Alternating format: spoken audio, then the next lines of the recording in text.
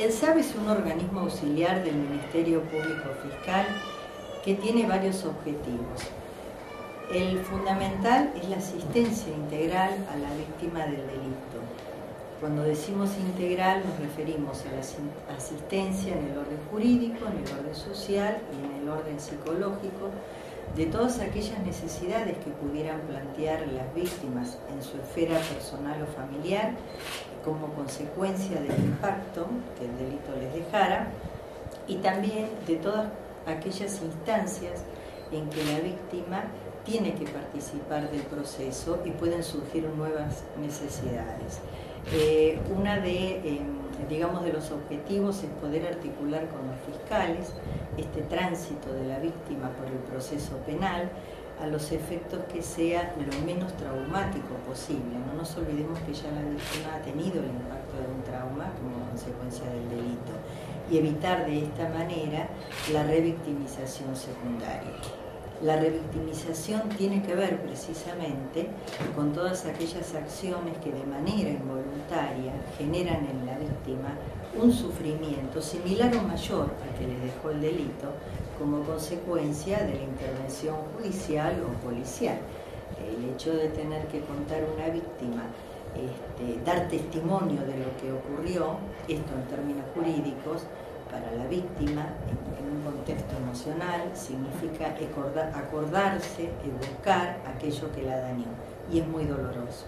Por eso es tan importante la presencia de los profesionales del SAB en el acompañamiento de la víctima, ya sea en el lugar del hecho, en el momento en que se tiene noticia que ha ocurrido sobre todo un hecho grave, que tiene que ver con delitos contra la integridad sexual o delitos contra la vida, porque ahí la presencia disminuye el sentimiento de desamparo que sufren las víctimas. O en cada una de las instancias del proceso fiscal, a requerimiento de los propios fiscales o también por pedido de las propias víctimas. ¿Es una modalidad nueva, si se quiere, en Argentina? ¿Cómo se fue desarrollando en la provincia de Chubut? ¿Y cómo está ubicada la provincia de Chubut en el contexto general de la Argentina en esto de atender a la víctima? ¿Cómo no? En la década del 70, sobre todo al final, surgen en el país movimientos de ayuda a víctimas de violencia de género. O sea, hubo un hecho público que causó una gran conmoción a nivel nacional y empezaron a crecer organismos destinados a asistir en un principio a víctimas de violencia familiar y luego a víctimas de violencia sexual. El primer servicio que tuvo el país surgió en Córdoba, el Servicio de Asistencia a la Víctima, que fue el que de alguna manera dejó una impronta y abrió un camino para la creación de otros servicios. Ese servicio pertenecía y pertenece al ámbito del Ejecutivo. El primer servicio que hubo en el país en el ámbito del Poder Judicial fue este servicio, el servicio de Trelew, que nació en el año 1995, bajo la dependencia de la Procuración General, ¿sí? Y tenía los mismos objetivos, solo que sus funciones se limitaban a víctimas de violencia familiar, atención del maltrato infantil y a víctimas de abuso sexual. A los 2 años de la creación de este servicio surge el de Comodoro, 7 años después Madrid y Esquel, y en la actualidad tenemos 7 servicios.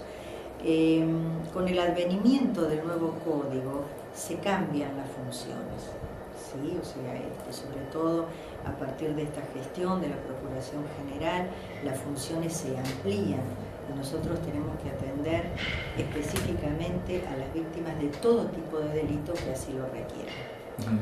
Licenciada, también, además del sufrimiento y de lo que tiene que pasar la víctima en sí, los familiares directos también viven situaciones difíciles.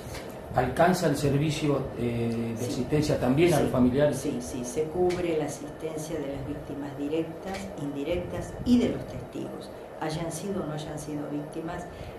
Igualmente el hecho de participar, aunque sea pasivamente, de un hecho violento, lo hace pasible de un sufrimiento, sí se amplía.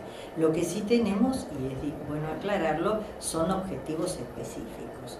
El primer objetivo sería la intervención en la urgencia para contener en el momento y evaluar rápidamente qué necesita la víctima y su familia, y evaluar también si está en condiciones de prestar declaración en ese momento.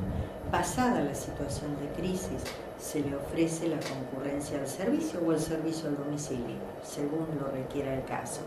En este punto es bueno aclarar que el servicio es confidencial y voluntario, gratuito, por supuesto.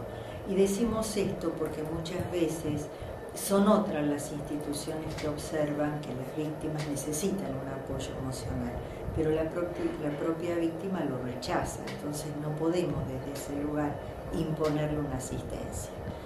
Los objetivos nuestros son, en el corto plazo, lograr atenuar en parte las primeras secuelas que van apareciendo. Estas secuelas tienen que ver con miedo, pánico, aislamiento, inseguridad, descreimiento en las autoridades policiales, descreimiento en la justicia. Este indicador de miedo lleva al aislamiento, y el aislamiento lo lleva a perder contacto con su vida cotidiana, ¿no? Entonces hay un quiebre en el individuo, se produce una fractura, hay un antes y un después cuando ocurre un delito. Este aislamiento lo lleva a perder el trabajo, a perder la escuela, y en contrapartida aumenta la angustia, aumenta el miedo, pueden aparecer estados depresivos.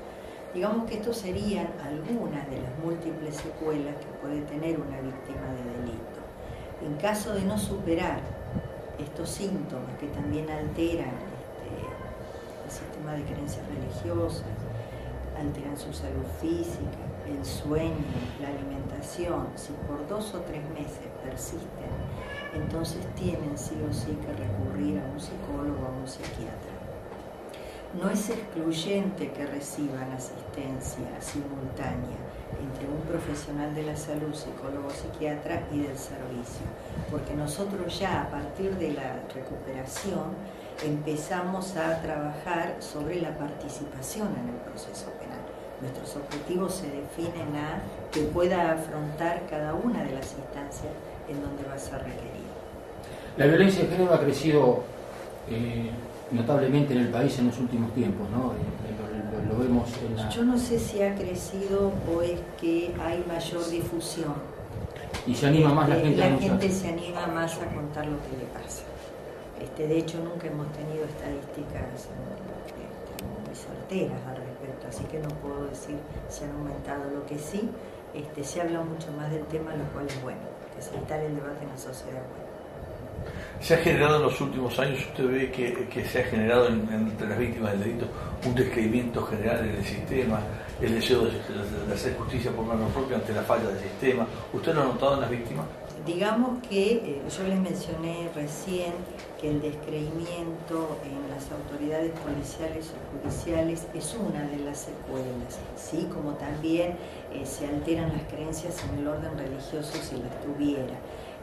Sí, las víctimas están muy escépticas respecto de su participación en el proceso penal, y realmente hay muchas dificultades para que la gente pueda dar el testimonio. Es decir, una forma de llegar a la justicia es contar con la participación activa también de la comunidad.